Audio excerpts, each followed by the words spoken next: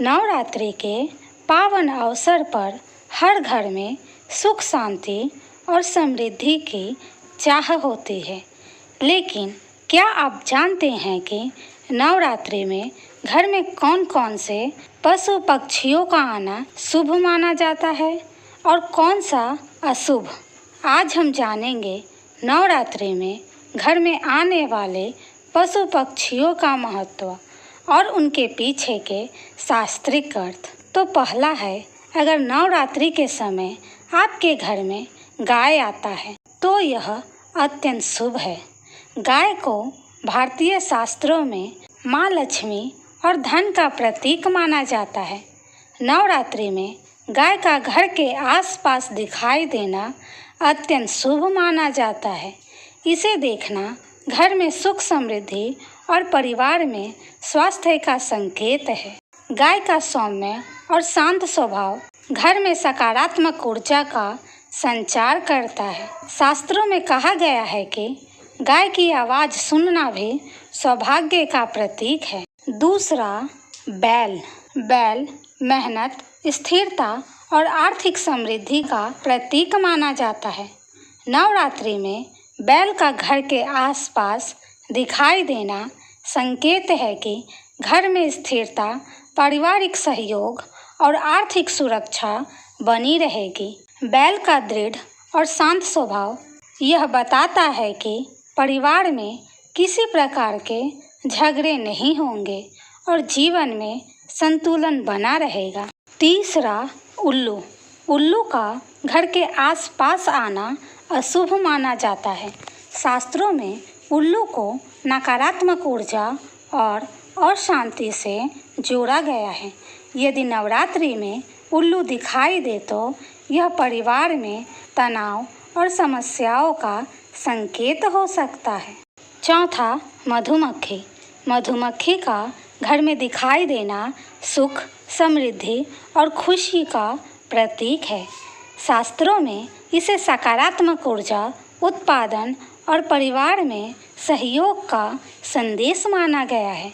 मधुमक्खी की सक्रियता और मेहनत घर में उन्नति का प्रतीक होती है। पांचवा, छोटे पक्षी जैसे कि कबूतर, तोता और गौरैया का आना। छोटे पक्षी जैसे कबूतर, तोता या गौरैया घर में आना शुभ संकेत है। यह घर में प्रेम, सौभाग्य और अच्छे रिश्तों का संदेश देते हैं। कबूतर का आना विशेष रूप से शांति और प्रेम के संकेत देता है। तोता और गौरैया भी खुशियों और सकारात्मक ऊर्जा का प्रतीक है। छठा, घर में कछुआ आना। कछुआ घर में दिखाई दे तो यह लंबी उम्र, स्वास्थ्य और स्थिरता का प्रतीक है। शास्त्रों के अनुसार कछुआ की मौजूदगी से घर में शांति और सुरक्षा बनी रहती है।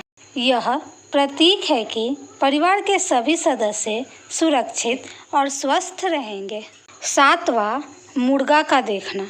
मुर्गा नवरात्रि में घर के आसपास दिखाई दे तो इसे अशुभ माना जाता है।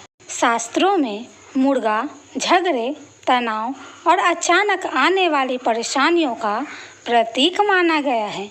मुर्गा की आवाज़ और उसका सक्रिय व्यवहार कभी कभी घर में अशांति का संदेश दे सकता है। आठवां, कौवा।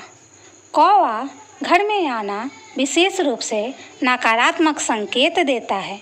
कौवे का आना धन हानि, अनचाही परेशानियां और परिवार में तनाव का प्रतीक माना जाता है।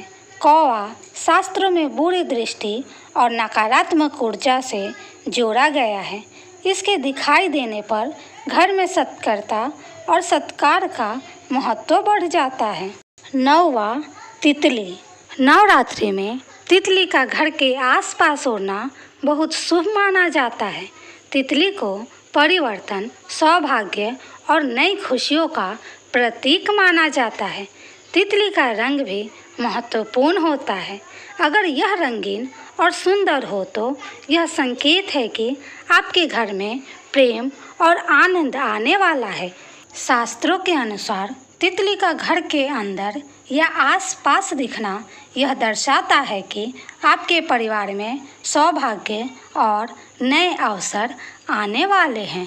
नवरात्रि के पावन अवसर पर घर में आने वाले पशु पक्षी सिर्फ जीव नहीं बल्कि शास्त्रीय दृष्टि से संदेशवाहक भी होते हैं।